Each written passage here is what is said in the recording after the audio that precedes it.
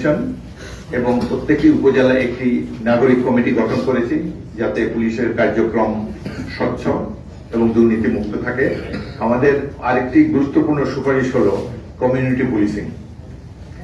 Community কর্তৃক পরিচালিত police ব্যবস্থাকেই বলা হয় কমিউনিটি পুলিশিং। এর উদ্দেশ্য হল জনগণের সাথে অংশীদারিত্বের ভিত্তিতে অপরাধ দমন, আইন শৃঙ্খলা রক্ষা, সামাজিক ও সমস্যাটি এবং সমাধানে ঐক্যবদ্ধভাবে কাজ করা।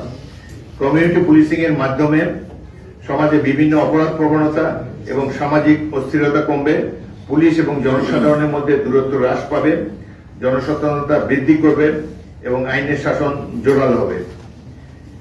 এই উদ্দেশ্যে গ্রামাঞ্চলে প্রত্যেকটি ইউনিয়নে কমিউনিটি পুলিশিং থাকবে। একজন অবসরপ্রাপ্ত সাব ইন্সপেক্টরের নিচে নয়, একজন অবসরপ্রাপ্ত পুলিশ কর্মকর্তা এর দায়িত্বে থাকবেন। সংশ্লিষ্ট এলাকায় তার একটি অস্থায়ী দপ্তর থাকবে। উক্ত অফিসার নিয়মিতভাবে এলাকায় গণপ্রতিনিধি, গুরুত্বপূর্ণ ব্যক্তি, শিক্ষা প্রতিষ্ঠানের প্রধান, ইমাম, সংখ্যালঘু সম্প্রদায়ের নেতৃস্থানীয় ব্যক্তি, মহিলা সমাজ, কৃষক, ব্যবসায়ী প্রতিনিধি সমন্বয়ে গঠিত কমিটির সাথে নিয়মিত বৈঠক করবেন। সকলের অংশগ্রহণে প্রাপ্ত সহযোগিতা ও পরামর্শ নিয়ে কমিউনিটি পুলিশ অফিসার সংশ্লিষ্ট এলাকায় অপরাধ দমন ও নিবারণে দৃশ্যমান ব্যবস্থা গ্রহণ করবেন। এছাড়াও এলাকার জমি সীমানা, সম্পদ মালিকানা, মানহানি ও অন্যবিধ কারণে অধিবাসীদের মধ্যে মতবিরোধ, গৃহবিবাদ, শিশু ও নারী নির্যাতন, মাদক গ্রহণ, জুয়া খেলা, সুদ ব্যবসা, গ্যাং কালচার, সাম্প্রদায়িক উস্কানি ইত্যাদি আলোচনা করে সমাধানের চেষ্টা করবেন। প্রয়োজনীয় ক্ষেত্রে আইনি পরামর্শ ও সহযোগিতা প্রদান করবেন।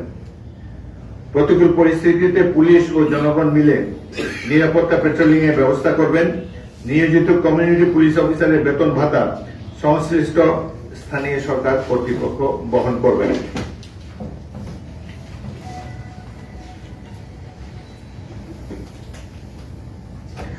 বাংলাদেশ পুলিশের বর্তমান জনবল প্রায় 2.25 লাখ। এদের সঙ্গে পরিবার সদস্য সংখ্যা যুক্ত হলে দাঁড়ায় প্রায় 8 লক্ষ। কিন্তু এদের চিকিৎসা সেবা প্রদানের দায়িত্ব প্রতিটি বিভাগ বা জেলায় অবস্থিত পুলিশ হাসপাতালে। বর্তমানে এই সেবা অপ্রতুল বিধায় প্রতিটি জেলা শহরে প্রয়োজনীয় সরঞ্জামাদি ও জনবল সহ পূর্ণাঙ্গ হাসপাতাল স্থাপনের জন্য আমরা সুপারিশ করেছি। কেন্দ্রীয় পুলিশ হাসপাতাল রাজারবাগ ছাড়া অন্য কোনো বিভাগীয় বা জেলা হাসপাতালে কোথাও প্রয়োজনীয় চিকিৎসক, টেকনিশিয়ান বা সরঞ্জামাদি নেই। কর্তব্যরত পুলিশ কর্মকর্তা কর্মচারী তাদের সন্তান সন্ততিদের চিকিৎসা সেবা প্রদান করবেন। রাজধানী ঢাকায় কেন্দ্রীয় পুলিশ হাসপাতালে অনুরূপ প্রতিটি বিভাগীয় এবং মেট্রোপলিটন শহরে পুলিশ হাসপাতাল পরিচালনা করা যেতে পারে। এই লক্ষ্যে প্রয়োজনীয় ডাক্তার, টেকনিশিয়ান ও যন্ত্রপাতি সন্নিবেশের প্রয়োজন রয়েছে।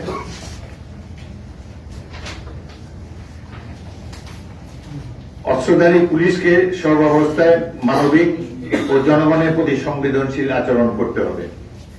কখনোই অযৌক্তিকভাবে প্রয়োজনে অতিরিক্ত বল প্রয়োগ করা যাবে না। স্বপ্রণোদিত হয়ে নিজে কিংবা ঊর্ধ্বতন অফিসারের অবৈধ আবেশক্রমে কেউ যদি নিরীহ নিরপরাধ ব্যক্তির উপর প্রয়োজনের অতিরিক্ত বল প্রয়োগ করেন, এর মাধ্যমে হত্যাকাণ্ড ঘটায় বা নিপীড়ন নির্যাতন চালায়, তবে সে দায়ী পুলিশ সদস্যের বিরুদ্ধে প্রচলিত আইন ও বিধি অনুসরণে কঠোর শাস্তি প্রদান নিশ্চিত করতে হবে। আমাদের মূল লক্ষ্য হল পুলিশ বাহিনী বর্তমানে যে অবস্থায় আছে এ সম্পর্কে আমরা সবাই জানি।